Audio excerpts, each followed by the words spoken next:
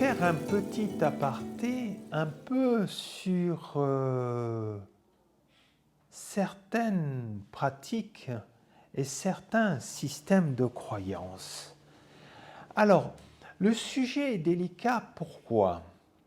Il est délicat parce qu'on peut me traiter ou me taxer de quelqu'un qui veut prendre le pouvoir ou qui sait tout. Non, du tout, du tout, du tout. Par cette expérience, je vous ai dit, 57 années de vie, avec toujours cette question, ça sert à quoi d'exister? Donc il a fallu que je découvre énormément de choses. Déjà de mon origine, de ma culture et des pratiques religieuses. Très intéressantes, très importantes, qui correspondent à mes gènes, qui correspondent à tout ça. Alors, sans défaire, non. Apaiser ces mémoires, oui. Les comprendre, découvrir la connaissance à partir de là. D'accord? Donc, les systèmes de croyance. Alors, à partir du moment où on fonctionne avec des peurs et de la violence, de la tristesse, on va courir après plein de choses où on va parler de spiritualité. Moi, j'appellerais ça, pour certaines pratiques, des systèmes de croyance. Alors, qu'est-ce que ça veut dire? Pour avoir fait l'expérience de certaines coutumes religieuses, ce ne sont pas des religions, mais des pratiques religieuses, animistes, coutumières, ritualistes.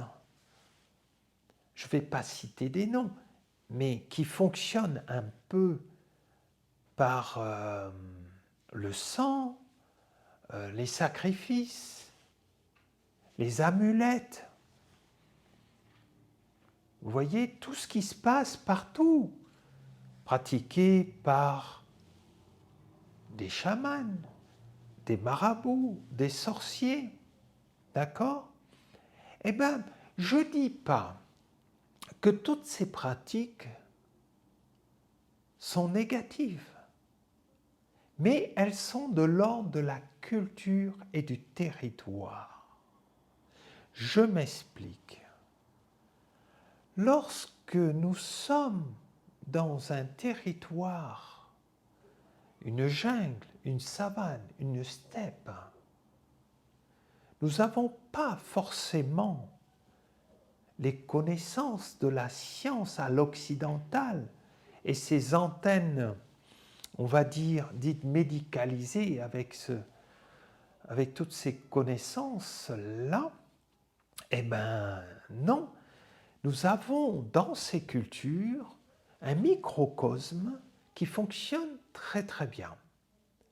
Donc, dans cette société culturelle, il y a ce qu'on peut appeler des sorciers, des chamans, voilà. Et ces sorciers, chamans ou marabouts, en tout cas, sont là tout simplement pour communier avec les esprits de la nature par des rituels qui leur correspondent. Et ces rituels permettent de les amener en transe et de découvrir certaines plantes médicinales, certains mots que leurs concitoyens ont, qui sont souvent apparentés à des emprises énergétiques, négatives ou des esprits un peu, mais ils arrivent à se débrouiller avec ça parce que ça s'appelle un système de croyance. À partir du moment où ils animent ce système de croyance, ils le créent, ils le vivent et ça fait partie de leur culture. C'est leur système culturel, c'est le leur.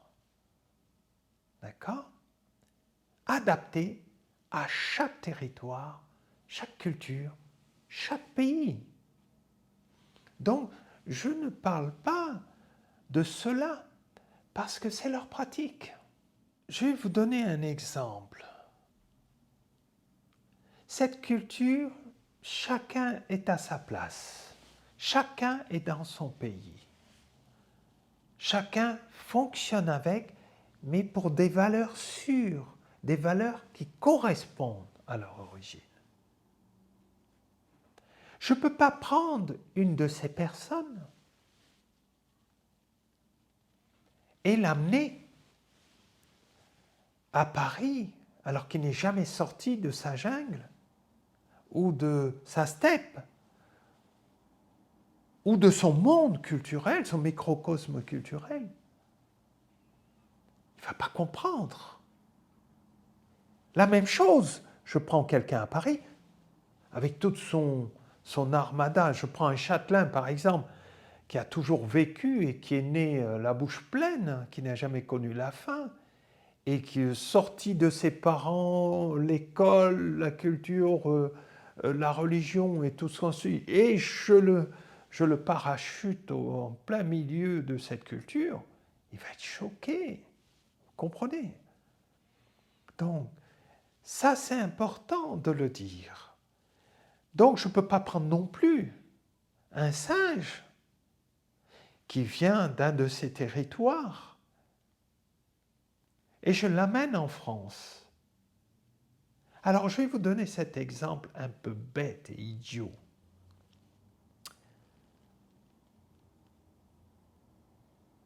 À l'époque, j'étais en mission en Afrique et un camarade n'a pas trouvé mieux de mettre dans son sac un petit singe endormi, a pris l'avion et s'est retrouvé à l'hôtel. Et à l'hôtel, le singe s'est réveillé. Imaginez le drame et le choc. Le singe qui est là, les odeurs, il était perdu. Mais le danger et le drame, rendez compte la bêtise. Là, je vous parle du singe. Maintenant, essayez de pousser l'idée. Poussez l'idée.